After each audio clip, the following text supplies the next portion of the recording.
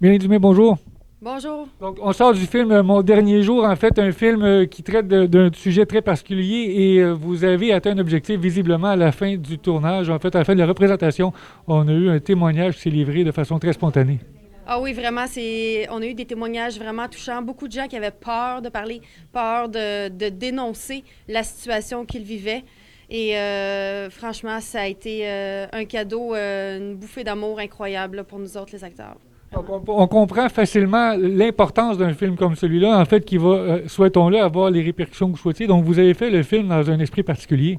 Oui, exactement. On a vraiment créé le film pour sensibiliser les gens à la violence conjugale parce que c'est pas normal d'avoir mal. C'est vraiment important d'en parler autour de nous, de parler des choses qui vont pas bien, pas juste des choses qui vont bien. Donc aujourd'hui, en fait, le film est fait sur l'histoire d'un couple, en fait, où tout se joue en quelques heures et on parle de votre dernier jour, perte d'emploi, la situation aujourd'hui. Donc c'est un film qui représente la réalité. Oui, exactement. Ça a été très difficile pour les comédiens, pour moi puis Mathieu, de jouer la plus grosse scène, comme j'ai expliqué un peu. Et on se souvient pas du tout de cette scène-là, parce que notre corps voulait juste pas vivre cette émotion-là. C'était une charge émotive trop, trop grande. Vous avez livré, en fait, avoir vécu vous-même, en fait, un scénario similaire dans la vraie vie. En fait, pouvez-vous nous parler aussi, en fait, de votre implication dans le film? Oui, dans le fond, moi, j'ai vécu en 2017 de la violence conjugale et ça n'a pas été facile de dénoncer parce que justement, la personne, les manipulateurs sont capables de garder le contrôle sur nous. Puis ils nous font voir au noir, ils nous font dire que toutes les autres personnes qui sont alentour de nous sont pas bonnes personnes. La seule personne qui est bonne, c'est elles autres. Fait qu'on on sent, on est comme, on sait plus comment agir, on sait plus comment être, on sait plus comment s'habiller, on sait plus rien de nous, au bout du compte. Puis la seule personne qui nous dit, ben oui, c'est ça que t'es, c'est ça que tu fais, c'est ça que, tu sais, c'est l'agresseur. Fait On commence par dénoncer, c'est l'important. Et en fait, l'importance aussi de poursuivre dans la dénonciation. Vous avez mentionné les agresseurs. En fait, les agresseurs ont souvent même cette latitude jusqu'au tribunal à faire enlever les plaintes. Ah oui, exactement, exactement. Jusqu'à la dernière minute, avant qu'on passe en cours, il voulait que je retire ma plainte, justement pour pas avoir de sanctions. Mais malheureusement, il a été acquitté selon tout raisonnable. J'adore cette phrase-là, des juges. Qu'est-ce que vous souhaitez maintenant? Est-ce que vous souhaitez voir des changements au système judiciaire, en fait, un meilleur soutien pour les organismes comme le CAVAC qui supporte aujourd'hui la présentation du film? Oui, bien le CAVAC m'a donné vraiment du support jusqu'à la dernière minute. Il était vraiment présent avec moi lors du procès, ce qui n'était pas vraiment pas évident. Et je souhaite que le CAVAC aide le plus de gens possible, que les gens aillent chercher l'information, qu'ils s'informent.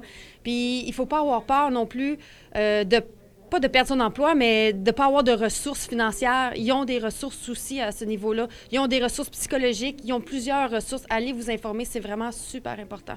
Excellent, je vous remercie. En fait, un mot de la fin. Est-ce qu'on invite les gens donc à dénoncer? Oui, on invite les gens à en parler, surtout autour d'eux autres, de ne pas rester dans l'ombre, parce que c'est pas normal d'avoir mal. J'ai entendu effectivement dire dénoncer, c'est un bien grand mot. Donc, vous invitez déjà les gens à en parler. C'est une façon de briser l'isolement. Exactement. Merci beaucoup. On vous laisse pour la prochaine présentation. Merci. Merci beaucoup. Très Gilles gentil. Laforêt, bonjour. Allô, Eric? Oui, en fait, on vient de terminer la présentation du film Mon dernier jour, un film qui a un impact certain, un film percutant, on peut le mentionner comme ça. Et à la fin, on a assisté à quelques déclarations spontanées, dont une des tiennes. Est-ce que tu peux nous parler, en fait, qu'est-ce qui t'a amené à verbaliser, en fait, ce moment-là? Ben je le vivais vraiment intensément, même si c'était un homme puis une femme.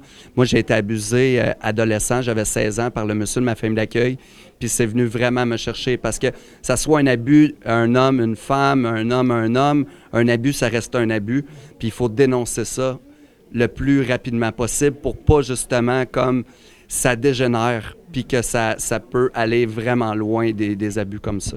Monsieur Lutte, Madame Dumais, bonjour. Bonjour. Bonjour. Un film qui a un message percutant et on a été témoin à la fin de la représentation, en fait, du film Mon dernier jour, l'impact très positif de ce film-là, des dénonciations des gens, en fait, les gens l'ont exprimé. Comment vous sentez face à ce que vous avez été témoin? Ben, on est satisfait que le dialogue soit ouvert aussi immédiatement. L'objectif de ça, c'était simplement de dire, vous n'êtes pas seul, ça existe, c'est une réalité. C'est pas juste dans les films, justement, c'est des histoires réelles. Donc, on est très content parce que cette mission-là a été accomplie. On l'a vu vraiment tout de suite après le film.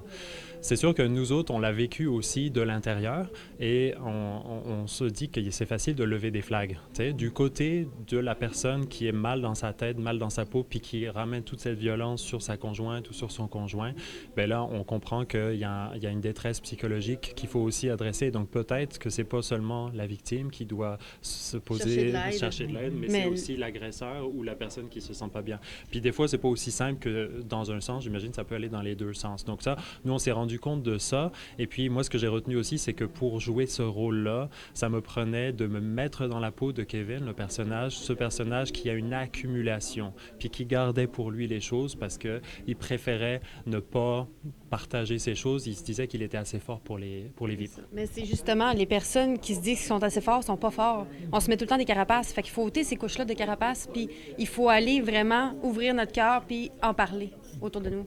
Vous l'avez mentionné tantôt, en fait, dans l'entrevue, c'est important. Un message qui est très actuel aujourd'hui. Les gens demeurent souvent cachés, demeurent dans l'ombre.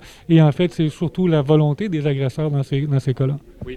Exactement. Comme j'expliquais un peu tantôt, c'est vraiment l'agresseur va faire en sorte qu'il va garder possession de sa victime jusqu'au bout.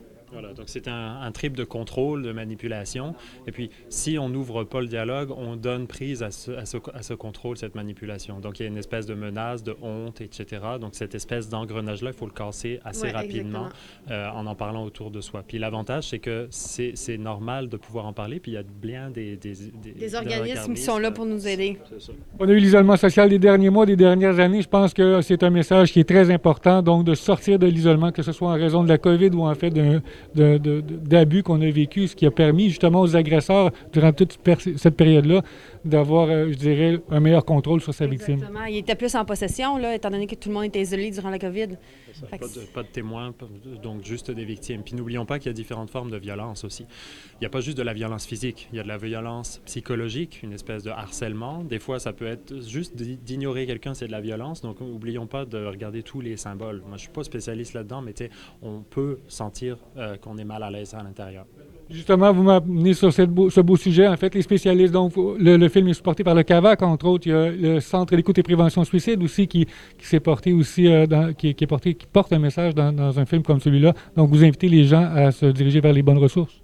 Exactement. Il faut aller chercher des ressources, il faut s'aider. C'est ça. Puis les accès sont assez faciles. Donc, il y a des lignes, des hotlines qui répondent directement aux victimes qui se sentent en danger directement, mais il y a aussi les sites Internet et puis il y a différents types d'interventions aussi à l'intérieur de ces organismes-là. Donc, en terminant, l'aide est souvent au-delà du support. En fait, on a un accompagnement complet, vous l'avez mentionné également. Pour avoir eu l'accompagnement complet, exactement. Autant au niveau, parfois, financier, il y a l'IVAC qui fait partie du CAVAC, mais il y a le CAVAC qui va donner du support aussi psychologique, beaucoup.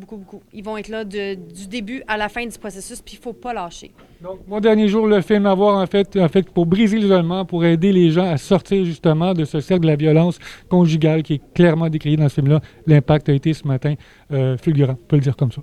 Merci beaucoup. Merci beaucoup.